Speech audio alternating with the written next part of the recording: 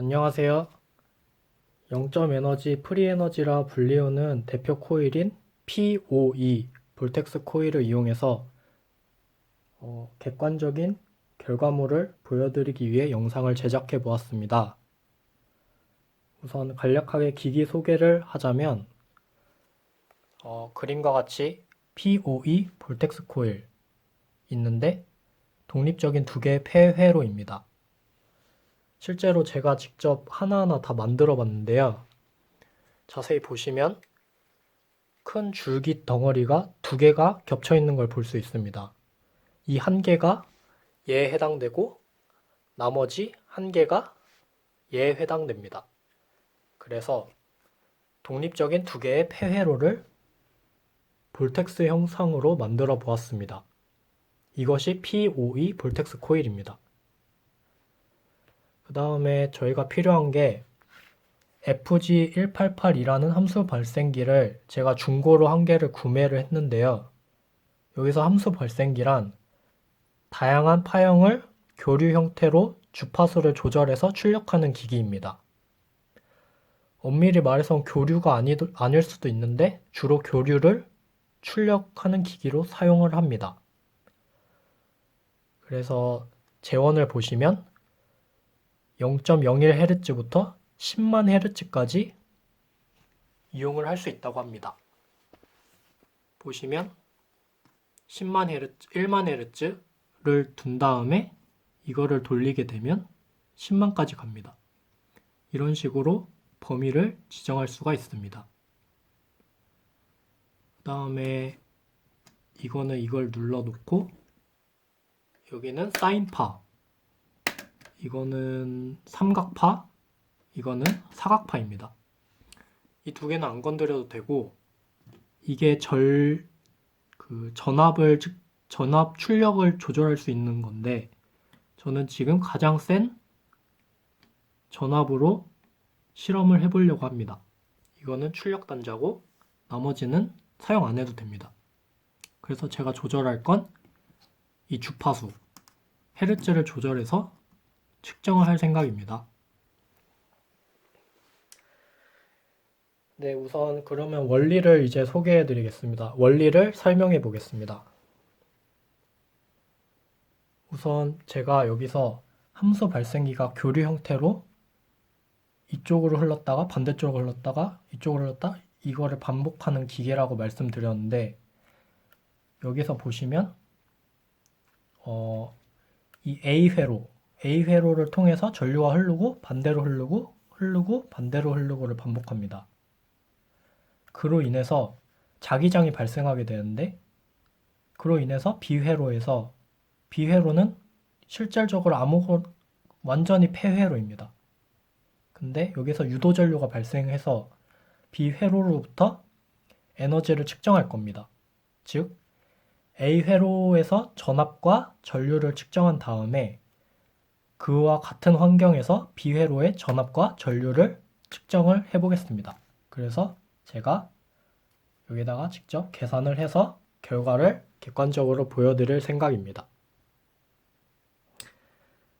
그러면 이제 측정을 해보겠습니다.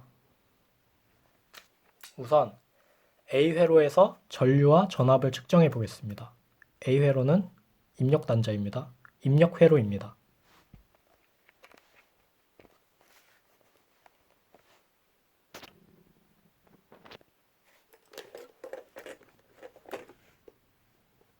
우선 A회로의 전압부터 측정하겠습니다.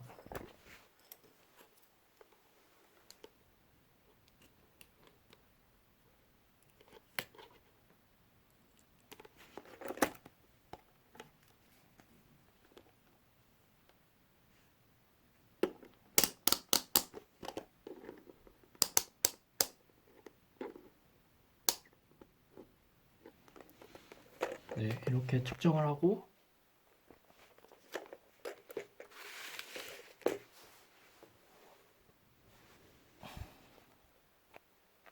전원을 켭니다. 불이 들어오죠? 저는 이미 한번 측정을 다 해봤기 때문에 가장 효과적인 결과물인 40kHz에 대해서 측정을 해보겠습니다. 네, 지금 이거를 안 했군요. 잠깐 끄고 폐회로를 만들어야 됩니다.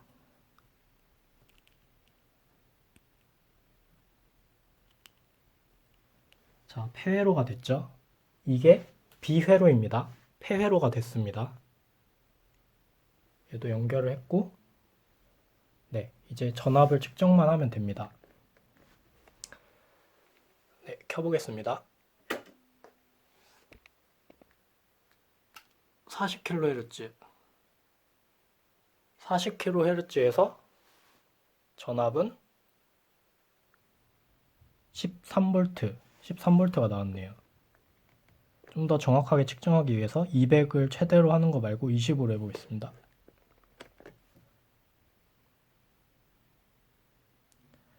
20에서는 8.61Hz가, 볼트가 나왔네요. 그러면 8.61V. 이게 측정기가 그렇게 비싼 물건이 아니라서 오차가 많이 발생할 수는 있습니다. 그거를 감안해 주셔서 봐주셨으면 좋겠습니다. 8.63으로 바꾸겠습니다.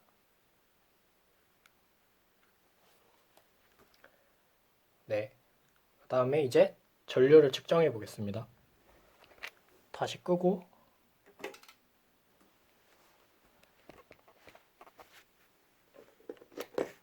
전류를 측정하기 위해선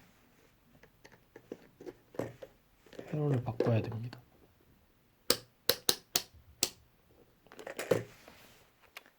네.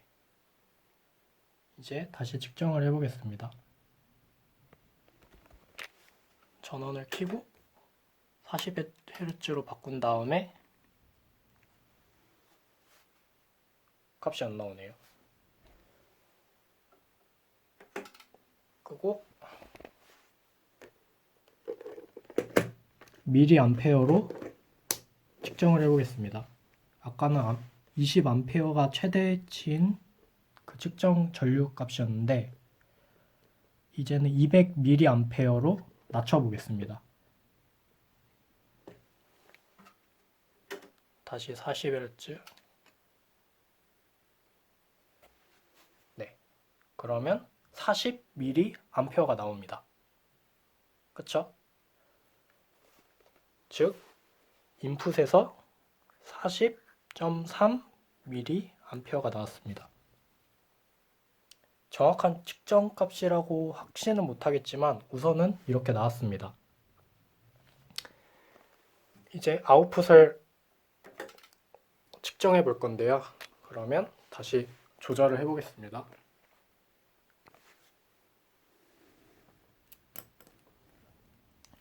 인풋 회로를 본래 상태로 두고 이제는 아웃풋 회로를 측정을 해 보겠습니다.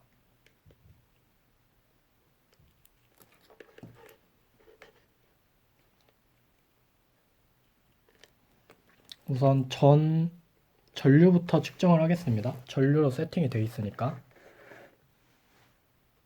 네, 그러면 측정을 해보면 다시 켜고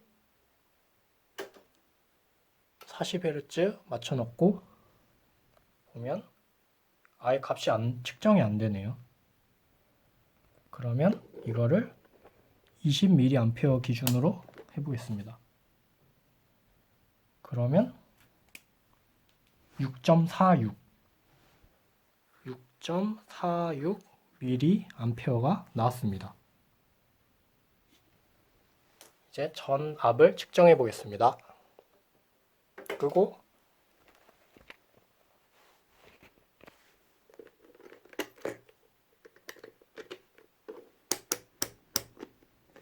네, 세팅은 완료됐고요.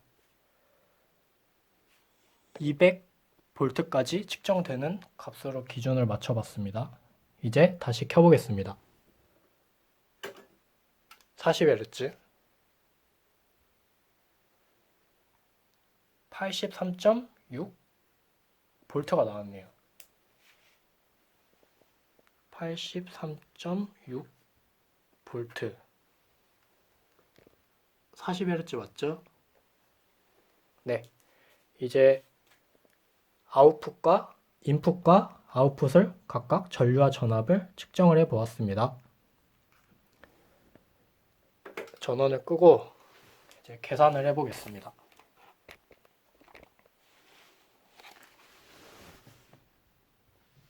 우선 인풋부터 해보겠습니다. 40.3 곱하기 8.63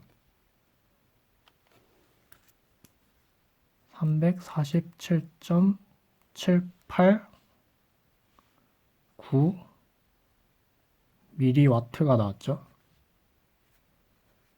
단위가 이게 정확하게 맞는지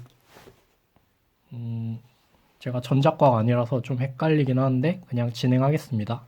양해 부탁드릴게요. 이제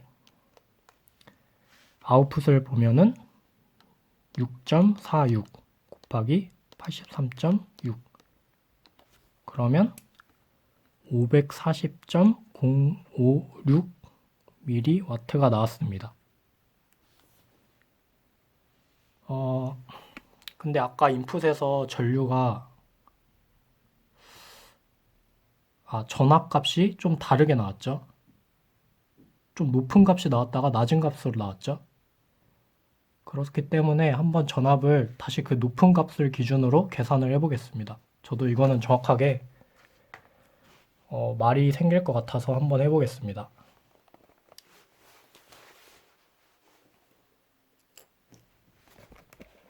다시 세팅을 맞추겠습니다.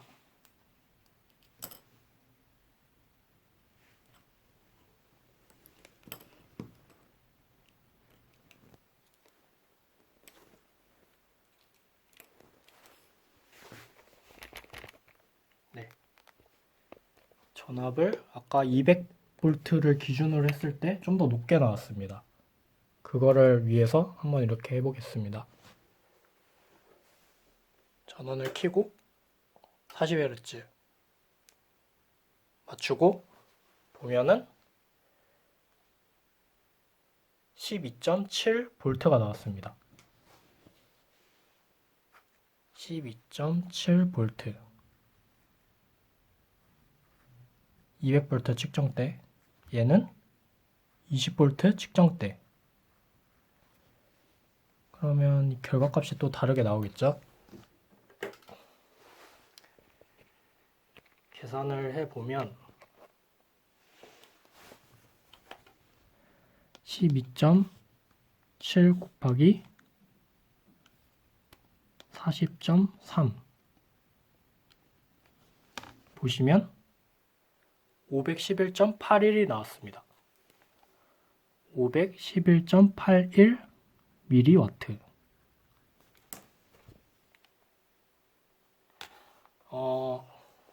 네, 그렇게 막 효과적인 결과가 나오진 않았지만 어쨌든 인풋보다는 아웃풋이 측정값 기준으로 봤을 땐 전력량이 더 많이 나온 결과가 나왔습니다. 전압을 뭐로 측정했던지 간에 어쨌든 미세한 차이긴 하지만 더 크게 나왔습니다.